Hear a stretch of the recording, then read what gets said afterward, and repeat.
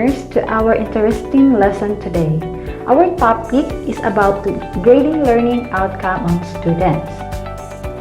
According to DepEd Order number 73 in the Philippines, it talks about the general guidelines for the assessment and rating of learning outcomes. And in this order, it was effective school year 2012 to 2013. It is the standard-based assessment and rating system shall be implemented to support the progressive rollout starting with the grades 1 and 7 of the K-12 basic education curriculum in public and private elementary and secondary schools nationwide. But what is K-12 program? The K-12 program covers kindergarten and the 12 years of basic primary education, which are 6 years of basic education, 4 years of junior high school, and 2 years of senior high school. Now, we will learn also that the assessment shall be done at 4 levels, which are the adaptation of the cognitive levels for learning. Weights are assigned to the levels. We have here knowledge, process, understanding, and performance. The levels are defined as follows. First, knowledge. It refers to the substantive content of the curriculum, the facts and information that the student acquires. Second is the process. Refers to the cognitive operations that the student performs on facts and information for the purpose of constructing meanings and understandings. This level is assessed through activities or tests of analytical ability. The third one is understanding. It refers to the enduring big ideas, principles, and generalizations inherent to the discipline which may assess using the facets of understanding. Assessment at this level should require abilities to synthesize, generalize, and judge accordingly.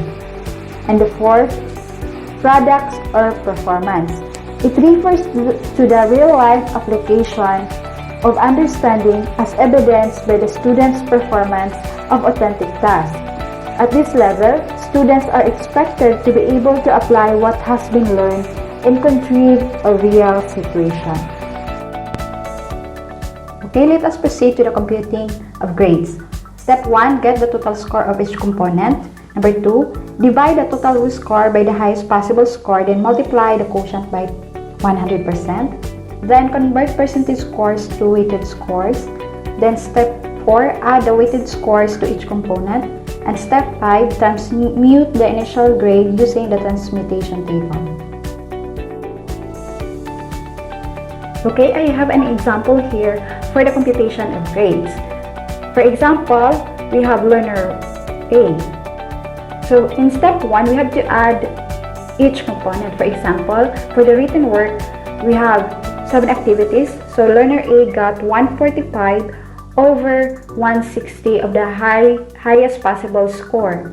Then for the performance, for the 6 activities, the learner A got 100 over 120. Okay, then to divide the total score by the highest possible score, then multiply by the quotient by 100% in order to get the percentage score. Okay, for learner A, 145 divided by 160 times 100% is equivalent to 90.63. And to get the weighted score is, we need to multiply the 90.63 by 0.30. So we have 27.19. For the performance, the percentage score is 83.33 of learner A times 0.50 is equivalent to 41.67. Then, for our level of assessment, we have percentage rate. Knowledge, 15%. Process or skills, 25%. Understanding, 30%. Products or performance, 30%. Okay, with a total of 100% for the total assessment of the student's learning. Okay, let's proceed to the level of proficiency, at which the student, if performing, shall be based on a numerical value which is arrived at after summing up the results of the student's performance on the various levels of assessments. So the numerical values are as follows. We have here a equivalent value of each level of proficiency of the learner. When we say beginning, it is 74% and below. For developing, it is 75 to 79%. For approaching proficiency, it is 80 to 84%. And for the proficient learner, it is 85 to 89%. And for the advanced learner, their level of proficiency is 90% and above. Okay, next, but what shall appear in the report card is not the numerical value, but the equivalent level of the proficiency that are abbreviated as follows. Okay, these letters will appear in the report card. When we say B, it is for beginning, D for developing, AP is for approaching proficiency, P is for proficient, A for advanced.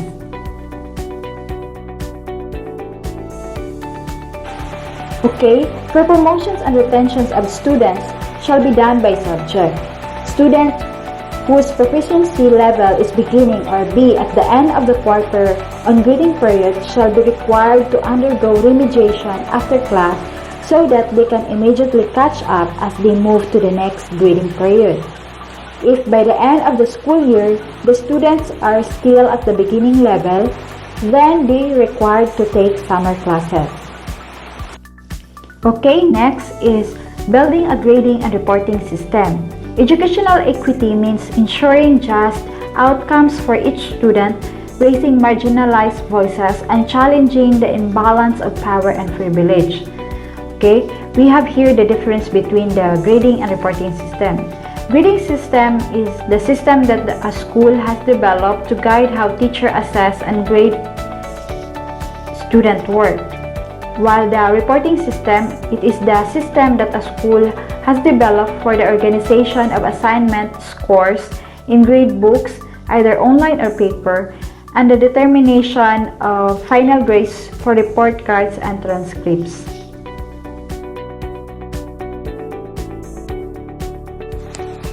Now, the purpose of grading system is to give feedback to students so they can take charge of their learning and to provide information to all who support these students, which are teachers, special educators, parents, and others.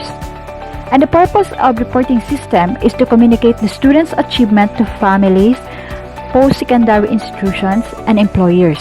This system must, above all, communicate clear information about the skills a student has mastered or the areas where they need more support or practice. Next is functions of grading and reporting system. We have three. First, include student learning. Clarify instructional options for students. Of course, this is very important. And understandable to the students what are the instructional needs for them showing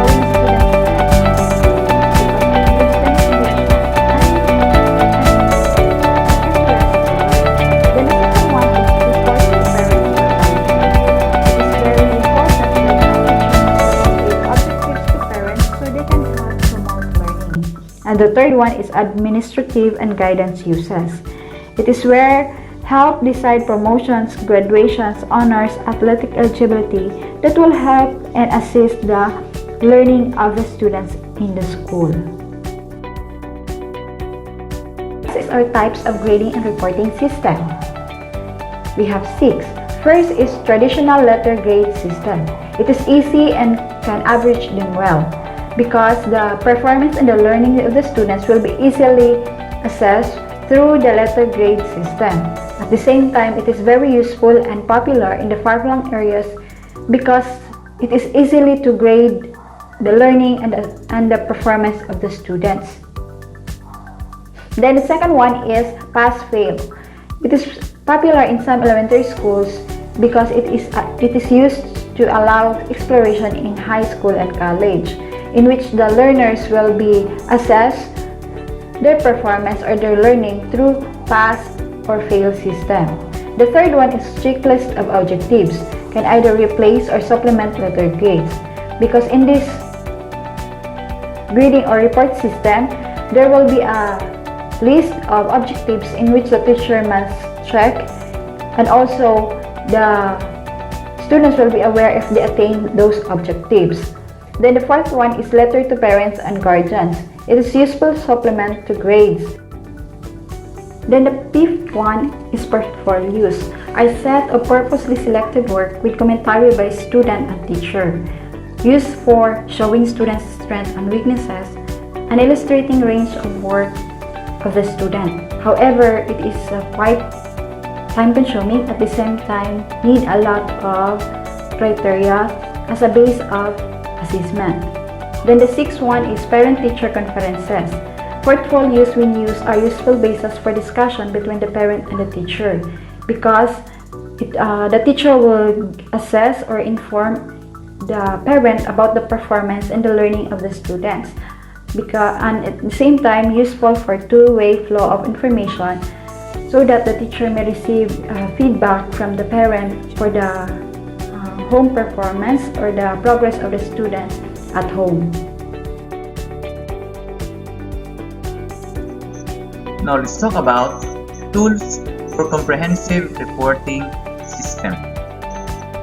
Now there are tools that might be included in comprehensive reporting system. These are report cards, homework assignments, standardized assessment report, and personal letter to parents. Now, what is a report card? Report card is an official written account of how well or how badly a pupil has done during the term or year that has just finished. Report cards, sometimes called progress reports, provide written records of student performance on curriculum outcomes over a period of time. The School Act states that one of the roles of teachers is to regularly evaluate students and periodically report the results of the evaluation to the students' parents, and the board. Now, what is the importance of report cards? Number one is student awareness. The students get to see how well they are doing and what the teacher's perceptions of them are in class. This helps eliminate some of the shock that comes when they get their end of the quarter or year report cards. With school progress cards, students have the chance to identify their improvement needs and make changes to bring their grades up before the final report cards are released. Next is parent involvement. Parent involvement in education is important for teaching kids the value of school and why it is important that they do well at it. Educators can keep parents involved in their children's academic lives by sending home school progress cards for the parents to review and sign. By creating and sending home progress cards, teachers show parents where their kids stand with academic achievements and class behaviors. Parents may appreciate this information so that they can reward their children for doing well or make changes to the at-home schedule by implementing more study time to help kids get back on track academically. Next is teacher tracking. Teachers can track how well their students are doing in class and learning the material through school progress cards. Now, by maintaining progress reports, teachers are forced to review students' strengths and weaknesses on a regular basis. In doing so, educators can spot trends to address academically. For instance, a particular trend may suggest that the majority of students in the classroom are not doing well in math. The teacher can then determine whether the lesson needs to be readdressed with the class, since teachers have classroom standards to reach. School progress cards can help them see whether the class is meeting those academic expectations. The next tool is the homework assignments. Now, homework or a homework assignment is a set of tasks assigned to students by their teachers to be completed outside the class. Assigning homework serves various educational needs. It serves as an intellectual discipline, establishes study habits, and eases time constraints and the amount of curricular material that can be covered in class, supplements and reinforces work done in school. In addition, it fosters student initiative, independence, and responsibility and brings home and school closer together. Now, the importance of homework assignments. Number one, homework develops study habits and independent learning. It also encourages learners to acquire resources such as dictionaries and grammar reference books.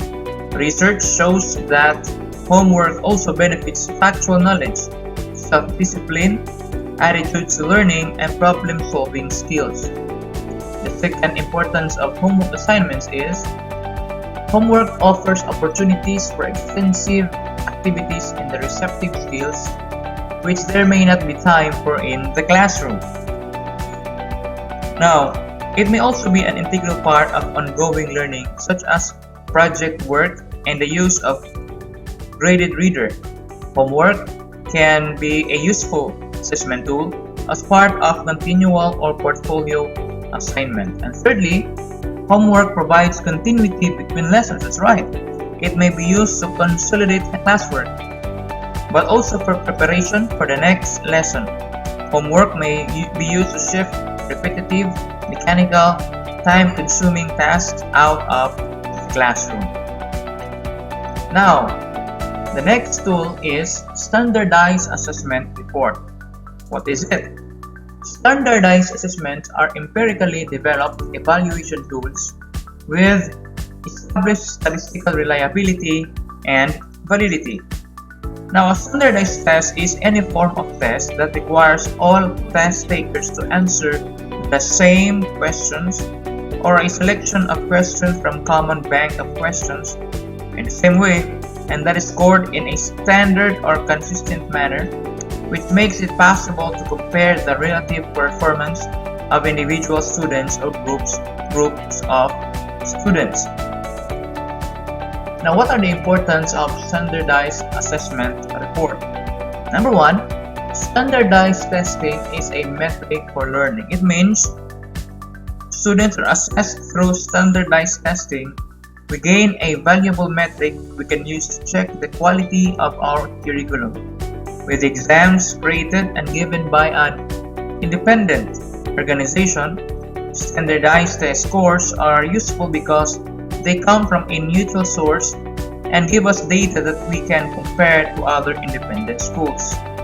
Next is standardized testing helps pinpoint areas for improvement. When we receive standardized test data, we use it to evaluate the effectiveness of our educational program.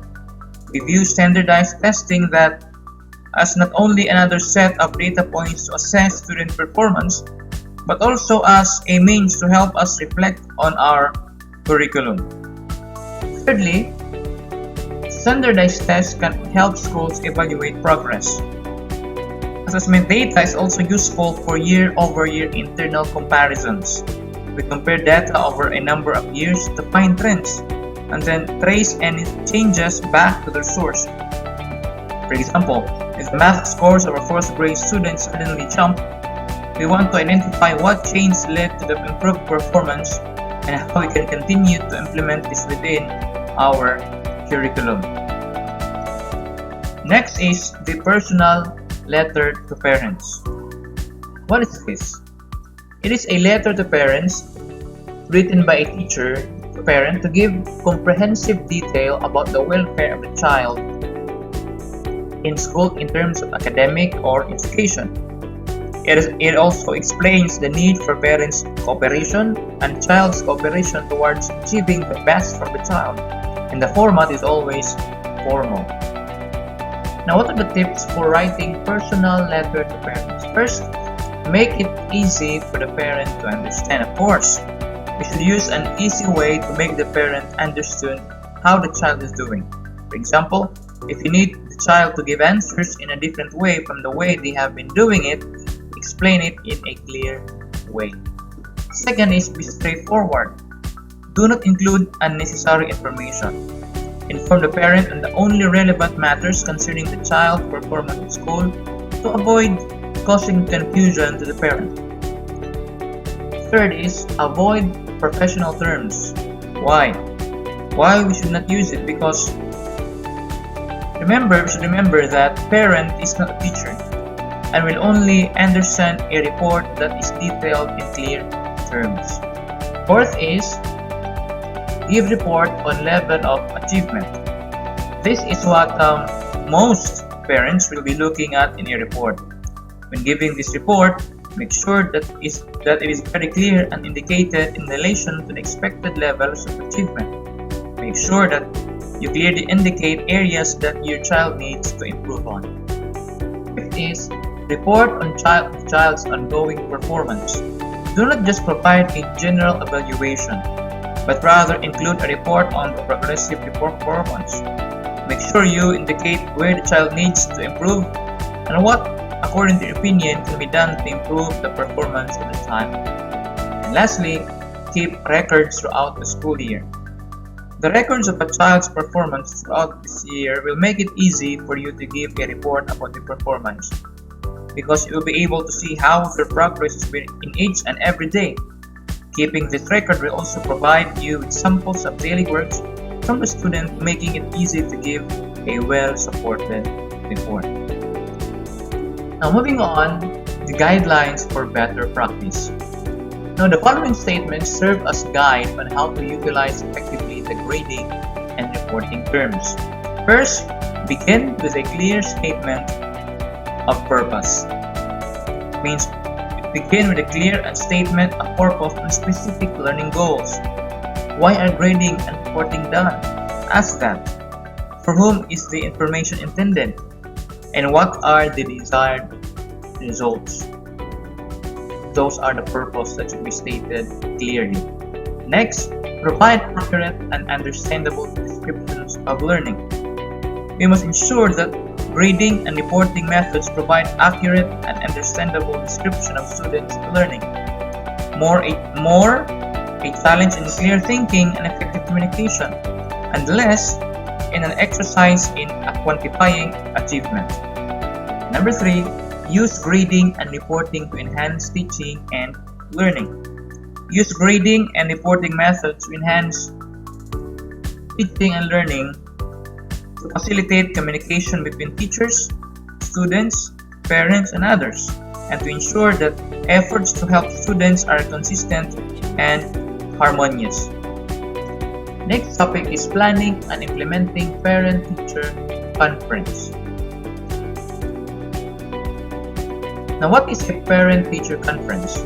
It is a face-to-face meeting between one teacher and one or both parents or guardians of a student. It is an opportunity to discuss a student's academic progress and social behavior, share academic progress and growth based on classroom observations, testing data, assessments, portfolios, and assignments learned from parents or guardians, so you can be better informed about students' strengths, needs, behaviors, and learning styles. Now, there are reminders when preparing and conducting parent-teacher conferences. Number 1, make plans for the conference. It means set the goals and objectives of the conference ahead of time. Number 2, begin the conference in a positive manner, starting the conference by making a positive statement about the student sets the tone for the meeting. Number 3, present the student's strong points before describing the areas needing improvement. It is very helpful to present examples of the student's work when discussing the student's performance. Number 4, encourage parents to participate and share information. Although as a teacher you are in charge of the conference, you must be willing to listen to parents and share information rather than talk at them. And number 5, plan a course of action cooperatively.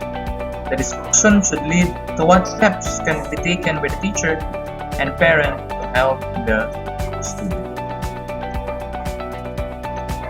Thank you for listening.